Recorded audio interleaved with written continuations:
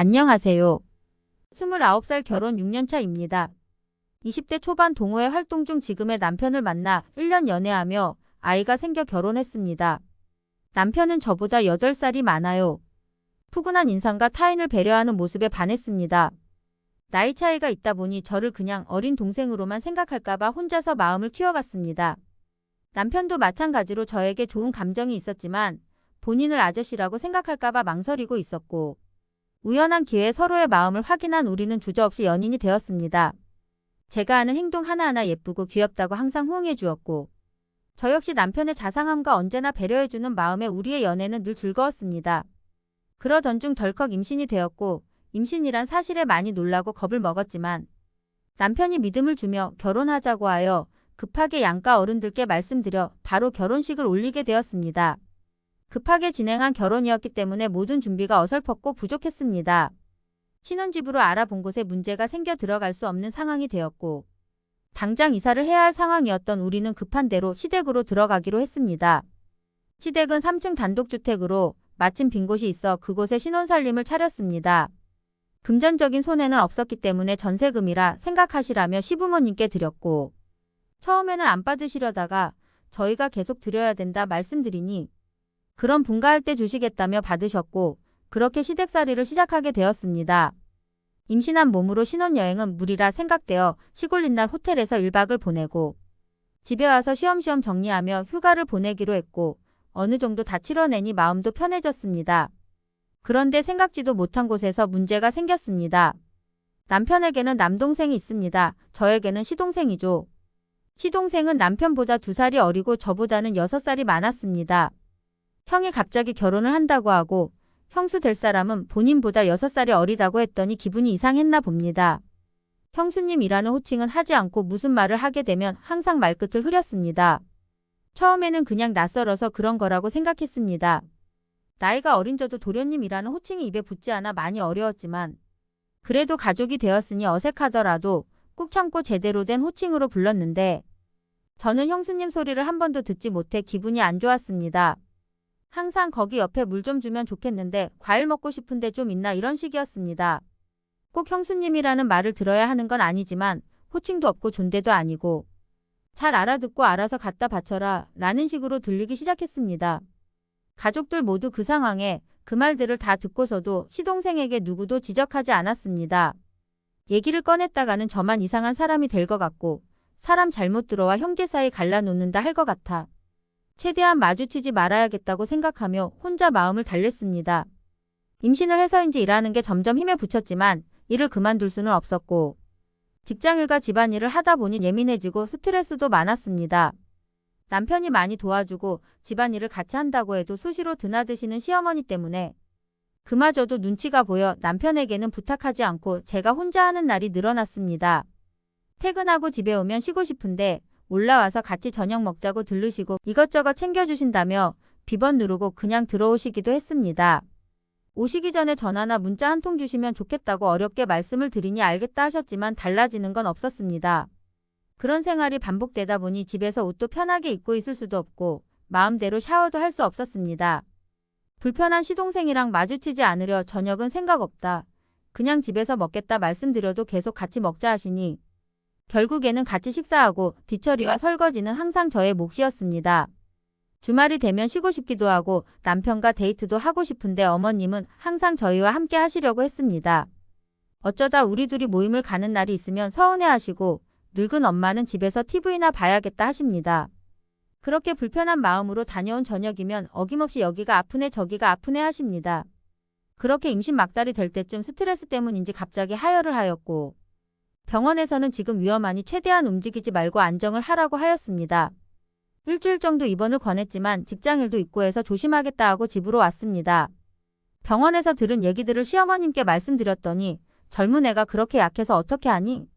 너가 운동을 안 해서 그런 거야 운동 좀 해야겠다 하시는데 서러워서 눈물이 날 뻔했습니다.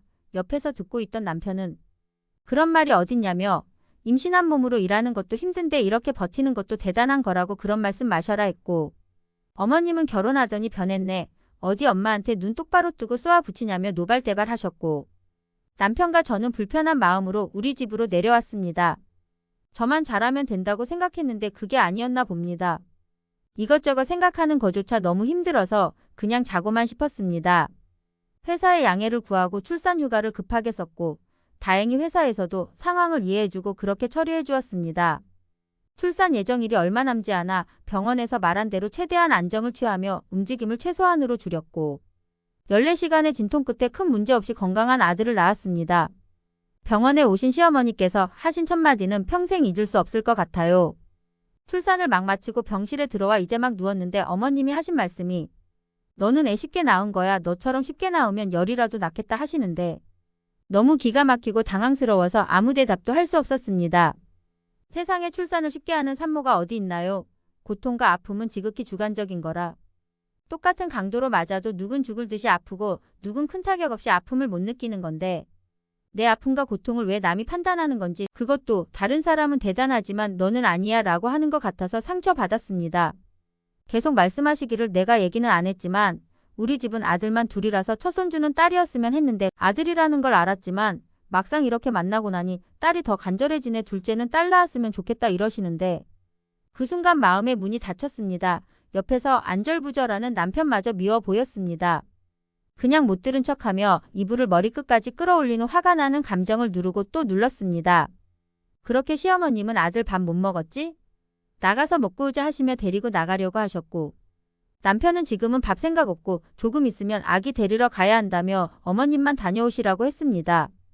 같이 따라 나설 줄 알았던 아들이 가지 않겠다고 하니 어머님도 그럼 애기 보고 가야겠다 하시며 자리를 지키셨습니다.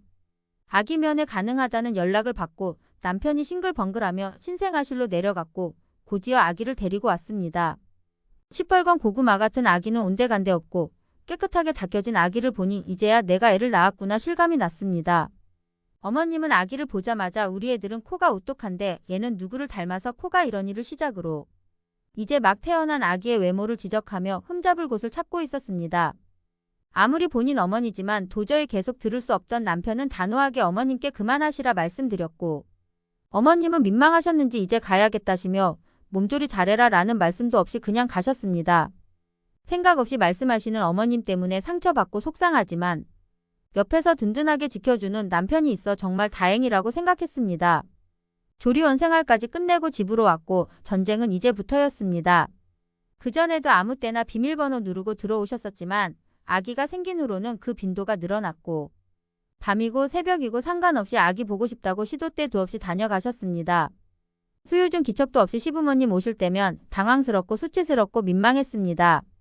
아기가 자고 있을 수도 있고 제가 씻고 있을 수도 있으니 오실 때 전화 한 통 주시면 좋겠다 말씀드려도 우리가 뭐 잡아먹니? 알겠다 전화하고 오면 되는 거지?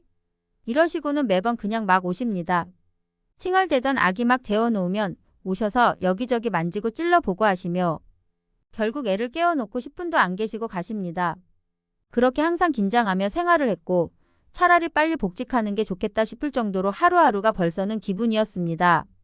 어느 날 남편과 얘기를 나누며 복직 이야기가 나왔고 남편은 복직하지 말고 아기가 클 때까지는 육아에만 전념해줬으면 했고 갓난쟁이를 믿고 맡길 만한 곳을 찾기 어려웠던 저 역시 생각 끝에 퇴사를 결정했습니다.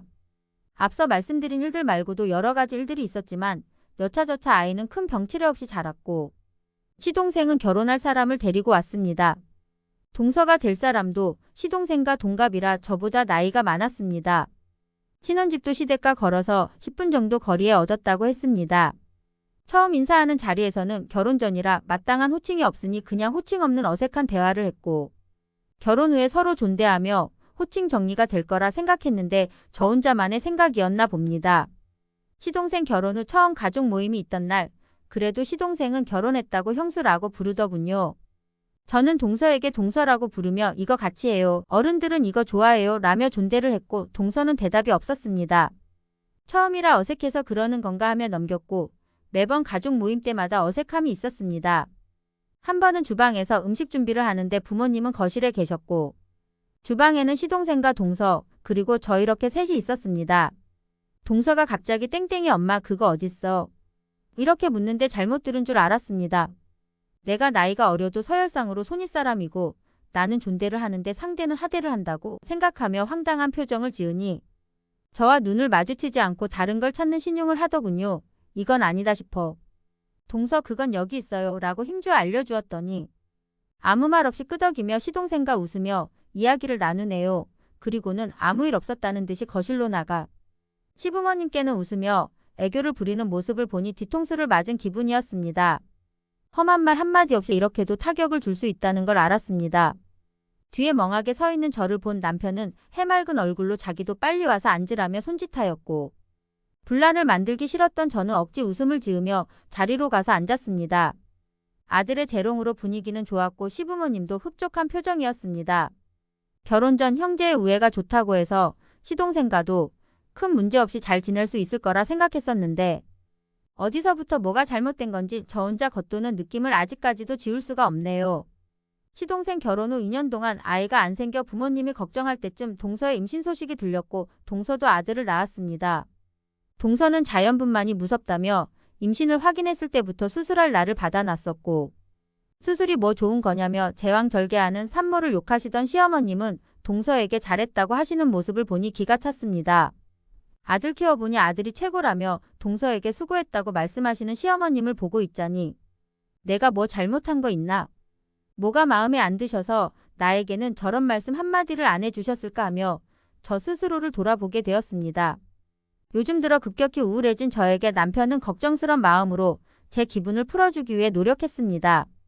남편 잘못은 없는데 어머님의 상처되는 말들과 행동들 때문에 남편까지 미워지게 될까 두려웠습니다. 남편과 같이 있을 때 말도 안 되는 상황이 되면 남편은 나서서 화를 내주었고 나를 지켜주려 노력도 많이 했습니다. 남편의 노력에도 변화가 없는 시댁 식구들을 보고 있자니 남편도 불쌍하게 느껴졌습니다. 동서가 아이를 낳은 후 가족 모임을 하는 날이 되면 언젠가부터 어머님의 손주차별이 눈에 보였습니다. 말씀으로는 우리 아이가 형이니까 동생한테 양보해야지 하시지만 눈빛과 말투의 온도차가 느껴졌습니다. 우리 아이와 동서 아이가 잘 놀고 있어도 동서는 애 봐라 하시며 거실로 불러내어 저 혼자 주방 지킴이가 되었고 어머님의 대우와 본인보다 어린 사람이라고 생각해서 그런지 동서도 점점 저를 무시하는 일이 많아졌습니다. 결혼 6년 차가 되었지만 아직까지 동서에게 형님이란 소리를 들어보지 못했고 처음에는 어색해서 그럴 수 있다 치지만 지금은 그냥 무시해서 그런 것 같아 화가 나고 속상합니다. 시댁이 작은 집이라 재산은 없습니다. 그래도 사촌들이 많아 집에 오셔서 식사하시는 날이 많은데 저는 불러 올려 주방에서 음식 준비를 시키시고 동서 집에 가셔서는 아이만 데리고 와서 봐주시고 동서에게는 쉬다가 저녁 먹으러 오라고 하십니다. 이런 일이 한두 번이 아니고 매번 이어지다 보니 보다 못한 남편이 우리는 오늘 일 있어 나가야 하니 어머님이 알아서 잘 챙기세요 말씀드리고 외출을 했습니다. 오랜만에 우리 가족끼리 오붓하게 나들이를 즐기고 맛있는 저녁까지 먹고 느지막이 들어가니 화기애애한 분위기에 웃음소리가 문 밖에까지 들렸습니다. 저녁은 어떻게 해결하셨을까 궁금하던 차에 중화요리 빈그릇이 나와 있는 게 보였습니다. 배달음식은 노발대발하시며 입 밖으로 꺼내지도 못하게 했던 분들이 음식을 시켜 드셨다는 게 놀라울 따름이었습니다. 갑자기 인사하기 싫어져서 그냥 집으로 들어가고 싶었지만 우리는 할도리를 해야 나중에라도 할 말이 있다는 남편의 말에 귀가 인사만 드리고 내려왔습니다. 아이를 재워놓고 곰곰이 생각했습니다. 그리고는 남편에게 물었습니다. 형제에게 부모님의 대우가 어땠는지를요. 본인은 큰 사고나 말썽 없이 부모님 뜻 거스른 적 없었고 동생은 싸움도 많이 하고 사고도 많이 쳐서 부모님이 고생하셨다고. 무슨 일 있으면 항상 문제가 생길까봐 동생한테 양보하는 편이었고 성격이 강한 동생이어도 본인 말이면 잘 따랐다고 했습니다. 얘기를 듣고 그동안의 모습을 생각해보니 시부모님은 항상 시동생에게 쩔쩔매는 모습을 보이셨고 좋은 게 생기면 큰아들보다는 작은 아들을 먼저 챙겨주고 걱정했습니다. 부모님이 필요한 게 생기거나 해결해야 할 일이 생겼을 경우에만 남편을 찾았던 이유가 이거였네요. 골치 아픈 일을 맡겨도 큰아들은 군소리 없이 다 해결해 주었으니까요.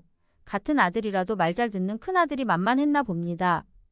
부모가 어떻게 그런 마음일 수 있는지 이해가 되지 않았고 남편이 안쓰럽게 느껴졌습니다.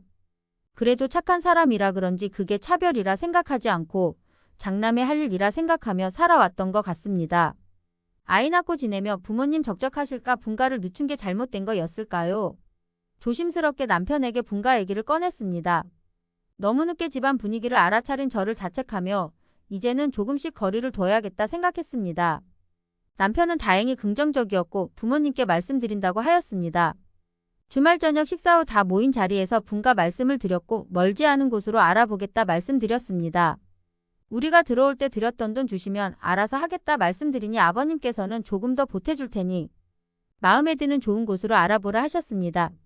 그 얘기를 듣고 있던 동서는 아버님이 돈도 보태주시고 좋겠다라며 비꼬듯이 이죽거렸습니다. 평소 같았으면 그냥 못 들은 척 했을 저였지만 그날은 그냥 넘어가기 싫어서. 동서도 결혼할 때 아버님이 몇 억 지원해 주셔서 집 장만한 걸로 알고 있는데 동서가 더 좋았겠지라며 정색한 표정을 지었습니다. 웬만한 일에는 말수도 별로 없었고 얘기를 해도 항상 존대를 하던 제가 이렇게 말하니 당황했는지 얼굴이 굳어지며 아무 말도 하지 못하는 동서를 보니 순간이나마 속이 후련했습니다. 그리고 갑자기 어디서 용기가 났는지 제 입이 트였습니다. 동서보다 내가 어려서 그동안 예의 지키느라 존대했는데 이제서야 소용없다는 걸 알게 됐어. 서로 존중해야 되는데 손윗사람인 나만 예의를 차리니까 보기가 더 안 좋은 것 같네. 나 말 편하게 할 테니까 동서는 예의 좀 지켜줘. 그리고 어머님, 제가 어리고 잘 몰라서 서열 정리가 너무 늦었어요. 죄송합니다. 이제부터 제대로 할게요. 듣고 있던 남편은 사이다 웃음을 보였고 시부모님은 약간 당황해 하셨지만 틀린 말은 없으니 그래라 하셨고 시동생과 동서만 멋입은 표정을 하고 있는 걸 보니 통쾌했습니다. 바보같이 참는 게 다가 아니라는 걸 다시 한번 알게 되었습니다. 그리고 아버님께서 생각보다 큰 돈을 지원해 주셔서 집을 알아보고 있습니다. 우리 식구만의 완벽히 분리된 공간이 생긴다고 생각하니 너무 즐겁습니다. 분가 후 둘째를 계획하고 있는데 생각처럼 우리에게 축복이 와줄지 걱정이지만 노력해 보려고 합니다. 바보 같지만 한결같이 저의 편이 되어주는 착한 남편과 아들이 있어 든든합니다. 누구에게도 더 이상 무시받지 않도록 열심히 살아야겠습니다.